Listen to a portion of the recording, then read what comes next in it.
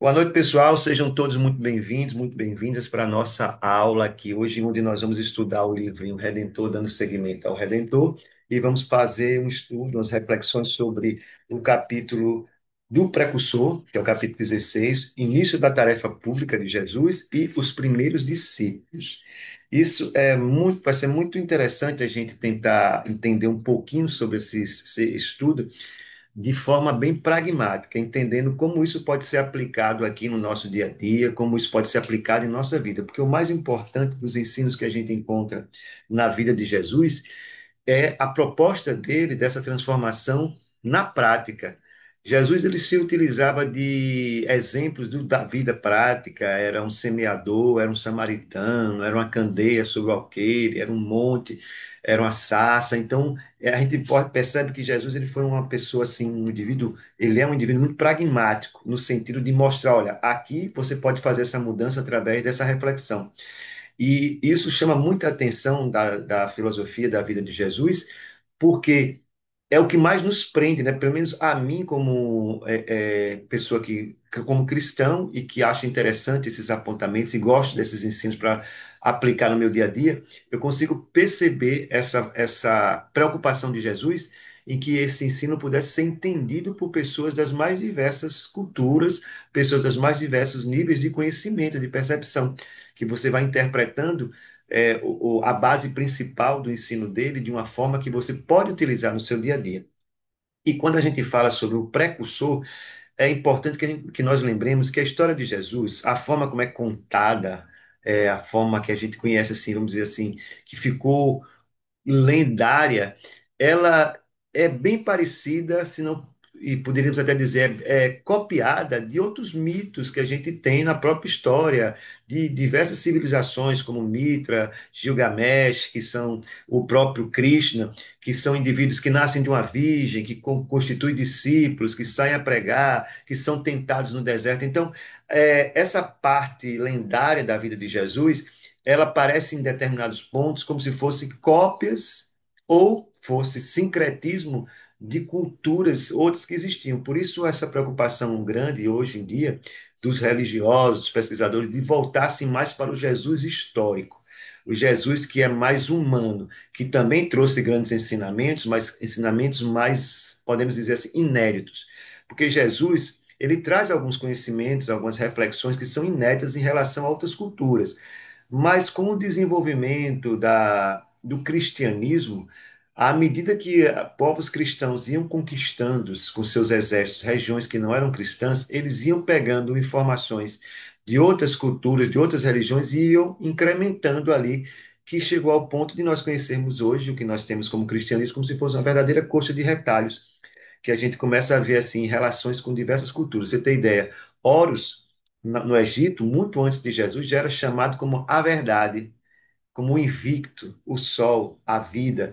E quando se dizia assim, a verdade se referia a Horus, que era o filho do Deus Sol. E a gente sempre tem uma figura de Jesus resplandecente no fundo. Às vezes eu me lembro uma Bíblia que tinha lá em casa, quando eu era criança, que tinha sempre uma luz que saía das costas de Jesus, bem resplandecente, como se fosse um sol, representando ele como um sol. E isso é muito significativo porque a gente percebe que essa visão lendária de Jesus acaba colocando ele num ponto que é inatingível por a gente. Quando nós começamos a buscar o Jesus histórico, o Jesus, vamos dizer assim, que teve vida física na Terra, nós vamos percebendo que é mais próximo de nós. Nós começamos a perceber que um espírito tão mais elevado ele tomou um corpo como o nosso, passou pelas mesmas situações, os mesmos perrengues, as mesmas dificuldades e conseguiu trazer informações, trazer ensinos que realmente nos impulsionam, principalmente pelo seu exemplo. Quando a gente começa a ver muito esse Jesus lendário, a gente começa a achar assim, quando eu era criança no catecismo eu dava trabalho. Que eu participei do catecismo, embora fosse espírita, eu queria muito participar do catecismo na escola aqui, quando eu participei, quando eu estudei primário, tinha essa opção de fazer o catecismo, né? A gente ficava estudando, eu não queria ir para a Crisma, mas eu gostava de participar do catecismo da Igreja Católica. E aí eu ficava pensando assim, nossa, como é que, que a gente pode fazer para alcançar esse Jesus? Eu perguntava muito para o professor que tinha lá um senhorzinho já, E ele sempre dizia assim, com muito cuidado, não, meu filho, mas Jesus, ele é o sol das nossas almas. Aí eu dizia assim, sim, mas e ele? Mas ele teve aqui, é Juventino, professor Juventino. Ele já faleceu. Quando eu conheci esse professor Juventino, já tinha 80 anos, eu era criança. E ele era muito reflexivo, assim, né? Ele até dizia, você é espírita, né? Eu dizia, minha família é espírita, mas eu gostaria de entender, professor Juventino. Ele dizia, não, mas Jesus é o sol de nossas almas, e pronto. Isso é interessante porque quando eu começo a observar o Jesus histórico, eu começo a entender melhor ele. E nós temos na passagem da vida de Jesus o chamado primo dele, o João Batista, que vem anunciar a vinda dele. Isso também é comum em outras culturas. Luzivaldo, então você está querendo dizer que Jesus não existiu, que tudo. Não. Eu estou querendo dizer que foi se pegando informações de outras culturas e juntando no que hoje a gente conhece como cristianismo. Mas quando a gente vai tirando essas coisas, a gente vai entendendo que existiu o fato da vida de Jesus. Hoje em dia, a história já está muito propensa enquanto ciência, a ter realmente essa visão de que existiu Jesus, mas não como a gente entende religiosamente. E essa vinda do precursor, que a gente chama, que é o João Batista, ela é muito significativa, porque João Batista, ele é um personagem que ele não vivia exatamente dentro ali na sociedade. Eu já comentei isso em outra aula nossa. Ele vivia no entorno da cidade. Ele se alimentava, ele dormia nos campos, ele não tinha residência, ele se alimentava de frutas, de grãos, ele utilizava peles para como vestimenta, mas de animais que já estavam mortos. Ele recolhia, limpava e transformava em roupas. Usava o mel. E isso é interessante porque a gente começa a perceber assim, ele nos mostra uma percepção de vida ascética, né? De vida voltada mais para o espiritual. Ele ficava no entorno da cidade para não se envolver com as coisas da matéria, estar mais conectado com o mundo espiritual. Essa era a percepção de João Batista. Ele ia à cidade batizar pessoas, ele ficava em lagos, em rios, então ele morava muito em contato com a natureza. Um símbolo que a gente tira disso, é uma referência, é que, como se fosse assim, João Batista estava, embora ligado ao espiritual, ele estava muito conectado com a natureza, ou seja, com a terra enquanto essência natural mesmo. E Jesus vem nos trazer uma conexão mais para o mundo espiritual. A gente começa a perceber assim que mais do que um precursor, João Batista é como se fosse assim o outro lado da moeda. Jesus vem nos mostrar um reino espiritual, e João Batista nos mostra que você pode viver no plano físico com essa visão do plano espiritual, desde que você utilize o plano material para lhe ajudar a entender e alcançar o plano espiritual. Então, João Batista, embora estivesse sempre na cidade, mas ele não, podemos usar assim, não se contaminou com os desejos físicos, com as paixões materiais. Ele teve uma vida bem, vamos dizer assim, usando um termo atual, minimalista, né? Não tinha residência. Luzivaldo, então, é para todo mundo ir para o campo agora? Não, de forma nenhuma. A gente está pegando isso aí como um exemplo. Viva da melhor forma possível. Pode ter um carro sofisticado, tenha, pode morar numa cobertura, more. Ó, agora entenda que tudo isso só é bom, só vai lhe beneficiar se lhe ajudar a lhe conectar mais com o espiritual.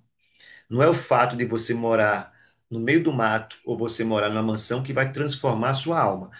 Pelo contrário, a sua alma, transformada moralmente, vai propiciar com que você morando numa cobertura ou você morando no meio do mato, vai propiciar por onde você possa fazer coisas boas e beneficiar as pessoas no seu entorno. Então é sempre importante lembrar disso. Eu acho fantástico essa visão do João Batista, que ele está conectado com o espiritual, mas ele favorece muito o nosso entendimento da vida material, de ter um equilíbrio no alimentar-se, de ter um equilíbrio nos desejos físicos, de ter um equilíbrio no uso dos objetos, no uso do que nós temos de material. Isso nos tornará pessoas muito mais propícias a perceberem o espiritual no nosso dia a dia e nos conectarmos muito mais com o plano espiritual de uma forma que seja mais cotidiana. Por quê? Kardec vem nos trazer o grande ineditismo do espiritismo é nos mostrar que os espíritos estão aqui, do nosso lado, do nosso entorno, convivem com a gente. Você está em casa cozinhando? tem espíritos ali junto com você. Você está dormindo, tem espírito junto com você. Você está dentro do carro, tem espírito junto com você. Eu tenho uma amiga que ela dizia sempre assim, eu não gosto, ela vivia, quando ela me disse uma vez, era lá no Centro Espírita Maria de Nazaré, aqui em Petrolina, ela dizia assim, toda vez que eu vou trabalhar vou de carro, eu fico perguntando quem quer carona, do meu prédio ou de algum lugar assim, eu vivo oferecendo carona. Eu disse, "E por quê?" Ela disse assim, ela disse, eu só não gosto de andar só eu no carro.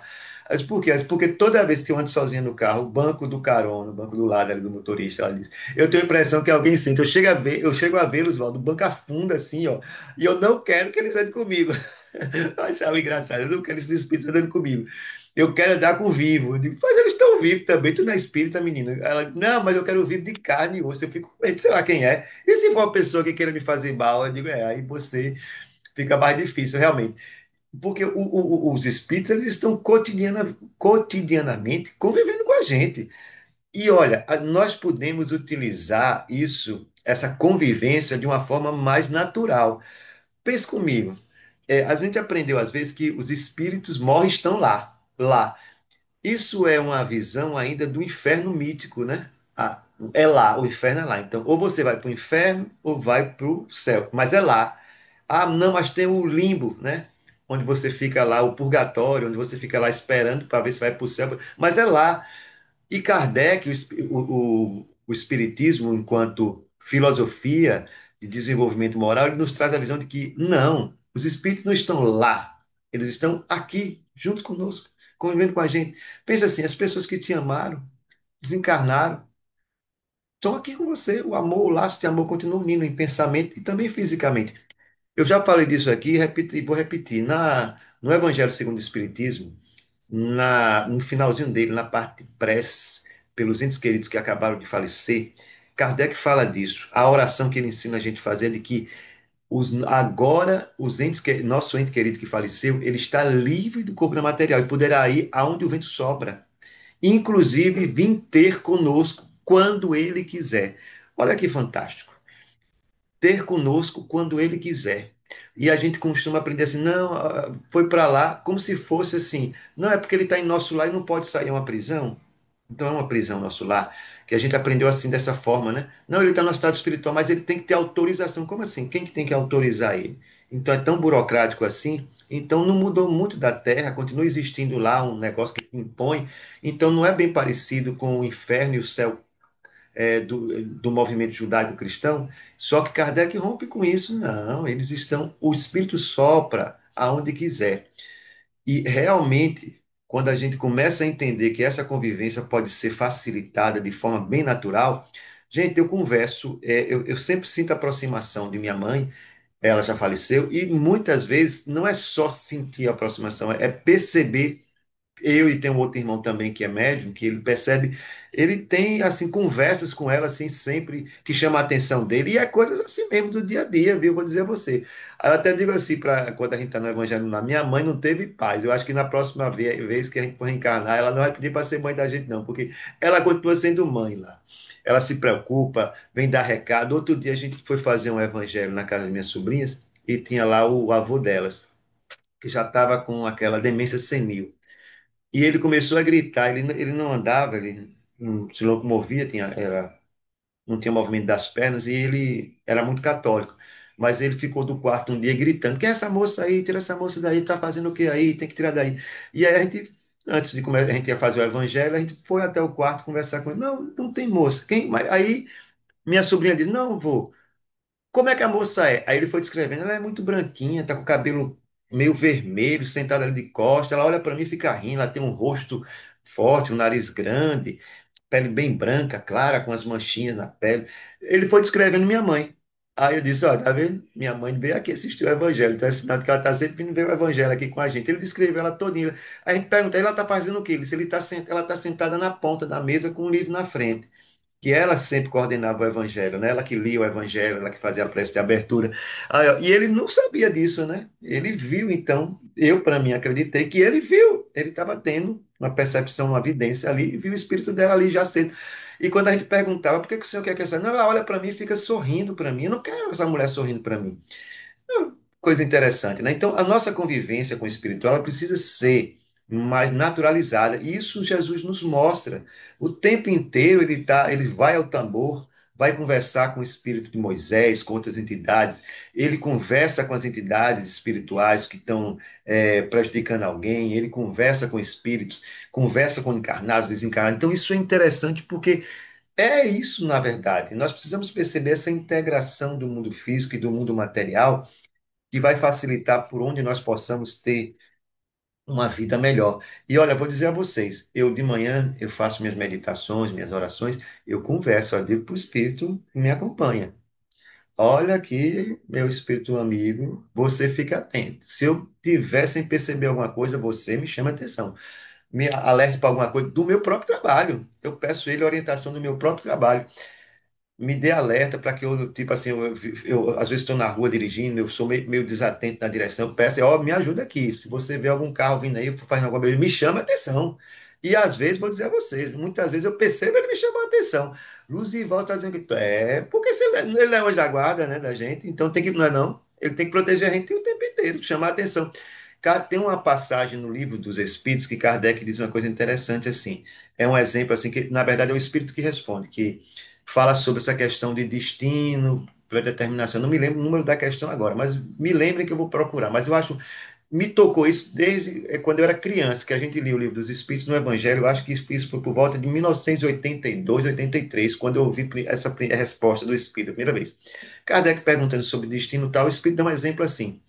Ele diz que tem uma escada e, embaixo, e acima da escada tem uma planta. E a pessoa vai passar, no momento que ela vai passar, ela por algum motivo para e volta e a planta cai. Aí esse parar e voltar impede que essa planta caia sobre a cabeça dele e o mate ou provoca um acidente grave. E aí o espírito diz a Kardec assim: o que o protegeu? Foi a boa sorte dele ou foi o destino? Aí o espírito mesmo responde: a boa sorte que tanto se fala, em geral, são as vozes dos espíritos amigos, lhe alertando e lhe impedindo de passar por uma situação que você poderia evitar. Aí eu pensei assim: nossa, olha só que coisa interessante. Então, quer dizer, o exemplo do espírito. O espírito impediu que a pessoa passasse embaixo de uma escada, que caísse um jarro. Olha que coisa tão corriqueira, né? De coisa assim tão mundana. Então, pô, se o meu espírito amigo, ele é capaz de fazer por onde eu não passe, por um ambiente onde um jarro vai cair na minha cabeça, então ele não pode me ajudar a evitar um acidente no trânsito, ele não pode me ajudar a eu não tomar uma decisão, seja profissional, seja amorosa, equivocada. Então, por que eu não vou conversar com ele? Olha, meu espírito amigo, eu estou aqui num perrengue aqui no trabalho, gostaria que você me ajudasse, assim, me desse uma inspiração, o que é que eu poderia fazer. Ah, eu estou com problemas matrimoniais, estou com problemas familiares. Me ajude aqui, me traga uma luz nesse momento, quando eu for dormir, através de um sonho, ou então você assim me dê um sinal de que direção eu posso tomar de forma mais acertada. Pode ter certeza, ele vai lhe ajudar. Talvez não você não consiga perceber da forma que gostaria, mas vai ajudar. E isso é importante porque eu digo, não me canso de dizer, Jesus, na sua tarefa de divulgação dos ensinos do reino de Deus na terra, ele nos mostra essa necessidade de termos um intercâmbio, uma conexão, como está muito em moda dizer, com o espiritual permanente, cotidiana. Jesus a todo instante estava conectado com o espiritual. Kardec nos lembra que a todo instante é importante estar conectado com o espiritual. Um outro exemplo de Kardec é que ele estava certa vez escrevendo uma passagem da Gênesis e começou a ouvir batidas no estante. E a ponto de que ele teve que parar de escrever. Ele procurou o que poderia ser. Quando chega na reunião mediúnica da semana, ele pergunta se aquilo foi um som natural ou se foi algo provocado por um espírito. O espírito responde a ele: não, o espírito de São Luís diz: não, foi eu que estava batendo, porque eu não estava concordando com aquele parágrafo que você escreveu. Então você vai chegar em casa hoje, você vai reler e vai refazer aquela passagem. Aí deu algumas orientações a ele. E ele narra em Obras Póstumas que realmente, quando chegou, viu que realmente estava meio estranho o capítulo e que fez as alterações segundo o que ele deu e que o texto ficou melhor. Olha só, o espírito estava preocupado com a escrita da publicação do livro. Olha que coisa mais mundana, mais comum. Então, isso vai nos mostrando que o espiritual é no nosso dia a dia. Chico Xavier conta certas vezes, contam alguns dos seus biógrafos, que ele estava no ônibus, no avião e achando que ia cair, se desesperou. O que que a Emmanuel faz? Chega para ele e diz o quê? Não, peraí, não, respire. Não, tem a educação, tem a elegância para morrer. Olha que coisa interessante. O cara tá lá para morrer, o outro, não, pera, respira. Eu sei que é assim, vai dar chilique. Como é que, se fosse hoje, a Emmanuel diria: para de show que você não é Paquita, né? Eu acho que eu fico ouvindo isso. Outra passagem interessante, que essa eu aprendi quando criança também, que numa palestra, se eu não me engano, foi de Valdo Franco, lá em Salvador, na Casa de Oração Bezerra de Menezes, quando ele disse assim, que Chico, perguntaram a ele, por que que você fica de óculos escuros? Que ele tinha estrabismo, né? Os olhos ficavam virando, e usa peruca e boina, Chico, e está sempre de paletó. Ele disse, não, porque Emmanuel disse para mim assim, ser feio não é problema. Agora, agredir a visão dos outros com sua feiura, aí sim. Aí me botou para usar boina, peruca e óculos. Olha só a preocupação de Emmanuel. Pensa assim, olha o Emmanuel preocupado com a forma que Chico está se vestindo. A gente, mas esse espírito é muito material. Não, gente. É o intercâmbio espírita. Chico tinha o direito de dizer, não, mano, não gosto de botar boina nem óculos. Mas ele decidiu seguir a orientação de Emmanuel, mas ele poderia dizer que não, não vou fazer. Poderia dizer. Mas isso mostra que o espírito que o orientava estava preocupado com cada detalhe da vida dele. Esse intercâmbio nos mostra isso. Então, o nosso espírito também vai ser diferente? Não. E os ensinos de Jesus, volto a dizer, quando ele começa as suas atividades, ele vai nos trazendo isso, dessa necessidade do espiritual. Por isso ele pega os discípulos e forma uma espécie de confraria. Não, nós em determinados instantes vamos comer juntos, nós vamos dormir no mesmo ambiente, nós vamos estar viajando juntos para que a gente comece a cada. É como se fosse assim, nos tempos de hoje a gente chamaria de imersão. Jesus provocou uma imersão, coisa de coach, né? Com os seus discípulos. Vamos ficar aqui um tempo comigo, vamos viajar. E nessa caminhada Jesus passava ensinos, iam dividir o pão, iam dividir a mesma mesa, o mesmo lugar para dormir, o mesmo teto. E essa convivência foi mostrando para eles como vivenciar o evangelho de fato. E de forma bem ligada ao espiritual. Muitos livros, muitos relatos e livros psicografados vêm nos mostrando o quanto os discípulos estavam conectados com o espiritual, a fim de que eles pudessem ter esse contato mais próximo e se transformassem e possibilitassem com que as pessoas do seu entorno conseguissem também usufruir dessa transformação. E a todo instante, os discípulos nos alertam disso em suas cartas também, quando a gente vai vendo o exemplo de abnegação que os discípulos passam a ter quando Jesus falece, quando Jesus morre crucificado, e eles têm aquele arrobo, e em determinado momento eles começam a fraquejar isso, segundo as histórias bíblicas, e tem um livro que eu já citei aqui também, mas vale muito a pena referir-se a ele novamente, que é o filme, perdão, o livro não, o filme, Ressurreição. O filme Ressurreição, ele nos mostra um momento que os discípulos estão realmente se dispersando. Ele começa nessa parte. E quando Jesus se materializa e aparece para eles, robustece a fé deles novamente. Eles vão peregrinar para divulgar a boa nova de fato, já agora com a fé mais robustecida, por terem ouvido Jesus novamente. É um filme muito bonito, muito legal. E tem na Netflix, não sei se ainda tem disponível lá. E isso nos mostra o quanto é importante a nossa convivência diária com o espiritual, o nosso entendimento. E, gente, espíritos são pessoas que não estão com corpo de carne, mas são pessoas. Continuam com as mesmas opiniões, os mesmos pensamentos, os mesmos desejos, os mesmos preconceitos, às vezes, as mesmas percepções intelectuais. Ah, Luzivaldo, não muda nada. Pode mudar alguma coisa no sentido quando, assim, você está no espiritual, se você se alerta, se você se atenta para desenvolver o seu lado espiritual. Porque pensem comigo, todos nós já tivemos outras vidas. Então, todos nós já tivemos em determinado momento desencarnados. E nem por isso, pelo fato de termos tido uma percepção espiritual, quando voltamos à carne, a gente voltou melhor pelo fato de estar desencarnado. O que vai nos fazer mudar vai ser a nossa busca por essa mudança, o nosso autoconhecimento e a nossa consistência no esforço em fazer repetidamente coisas simples em nossa vida para que nós nos tornemos melhores. Então, todos os dias rezar com consistência. Pá, pá, pá, pá. Todos os dias buscar perceber que o meu mau humor não altera a minha vida. Todos os dias.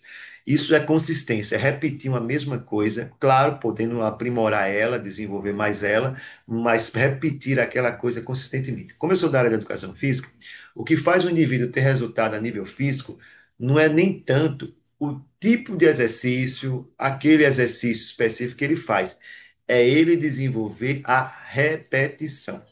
Eu tenho alunos que têm uma resposta muito boa no treino para emagrecer ou ganhar massa muscular. E tem alunos que não têm uma boa resposta. E aí, outro dia, uma aluna disse: Mas eu venho todo dia eu treino. Eu digo: Mas todo dia você treina e você quer treinar coisas diferentes. Fulano faz a mesma coisa sempre. Mesma coisa, mesmo tipo de exercício, tipo, se é musculação, eu tenho uma aluna que ela nada, ela corre, ela pedala, ela faz musculação. Luzi, eu não consigo ter resultados, porque você está fazendo muita coisa. Então, seu corpo nem está entendendo. Aí ela, mas fulano, ó, faz também, todo dia treina, só faz musculação. Ela consegue ter um resultado, ela faz a mesma coisa, claro, mudando o grupo muscular, o exercício, mas assim, o protocolo é de musculação. E consegue resultado, porque ela vai aprimorando a habilidade dela no treino de força. Você faz uma hora cardio, uma hora força, uma hora funcional, é legal, é bom, é ótimo, se você quer isso. Mas se você quer uma resposta mais estética, aí você precisa ter, escolher uma atividade e desenvolver consistência. Quando a gente vai fazer uma dieta, não adianta ficar assim, não, mas todo dia eu como um chocolatinho, eu saio da dieta. Não pode, né? Você tem que fazer a dieta com consistência. É para fazer assim? Eu posso escapulir algumas vezes? Pode, mas que não seja uma coisa todo dia. Não pode ser todo dia, né? Porque senão o comum é não fazer a dieta. Então é importante a consistência. Repetir. Mesma coisa com o nosso desenvolvimento espiritual. Nós precisamos repetir, desenvolver consistência em fazer aquela coisa. Claro que, como eu disse, a gente pode ir aprimorando, desenvolvendo novas técnicas, mas sempre dentro daquele programação que a gente já escolheu. Isso vai nos desenvolver essa consistência que nos vai levar na direção que a gente busca. Pessoal, alguma pergunta, algum comentário? Como é que vocês estão aí? Estão dando para pegar bem? Tá ficando claro ou não querem que eu mude a abordagem? Eu acho que interessante você falou sobre o espírito. Ele ainda continua com algumas questões, entre aspas, materiais, né? Que lembra muito aquela frase, o que está embaixo é como o que está acima, né? Ou Hum, vice-versa. E diz, sempre eu escuto coisas assim, meio que prova mais como essa frase está correta, né? verdade. Ó, Tiago, tem um livro chamado A Crise da Morte, que é um livro de um pesquisador espírita, o Ernesto Botsan, um grande cientista da sua época, que também foi um grande divulgador espírita. Ele já veio a falecer, é do início do século XX, né? O livro A Crise da Morte ele descreve relatos de espíritos que desencarnaram e como foi a sua chegada lá. E eu acho interessante um que o espírito conta que ele estava com muita vontade de fumar quando ele desencarnou, fumar um charuto, ele queria muito. E ele fumou o charuto lá. Olha que coisa interessante. Ele fumou o charuto lá e disse que foi muito agradável a sensação de fumar o charuto e ver a fumaça. Ele narrando. Olha que coisa interessante. A gente pensa assim às vezes, nossa, então morreu, mudou. Não, não mudou.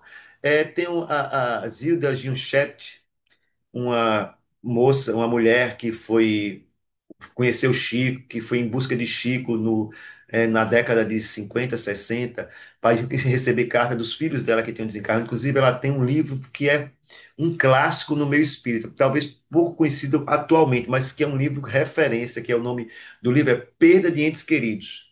Ela escreve esse livro contando a história da morte dos filhos dela e do encontro dela com Chico. Ela acabou se tornando espírita, uma grande trabalhadora, e se aproximou muito de Chico nos trabalhos sociais.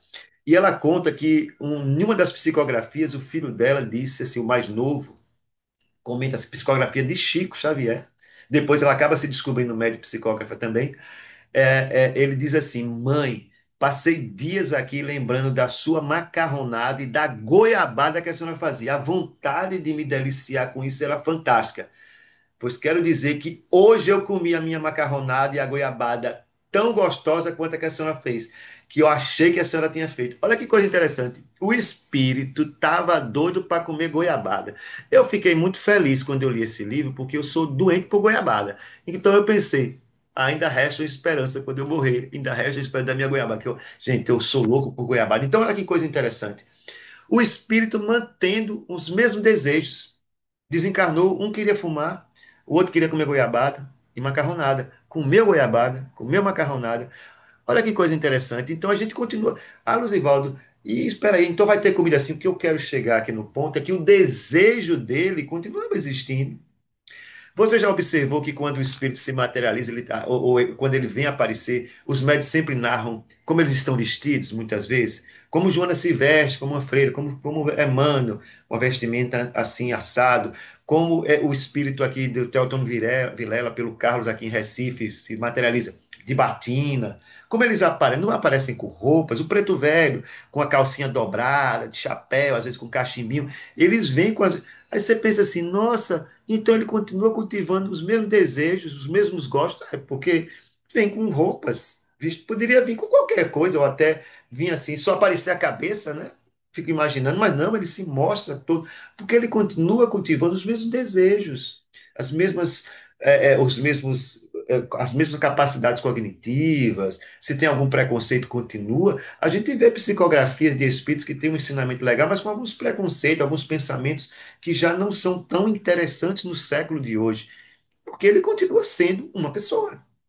Por mais que ele tenha percepção, ele ainda não é uma perfeição, e é assim mesmo.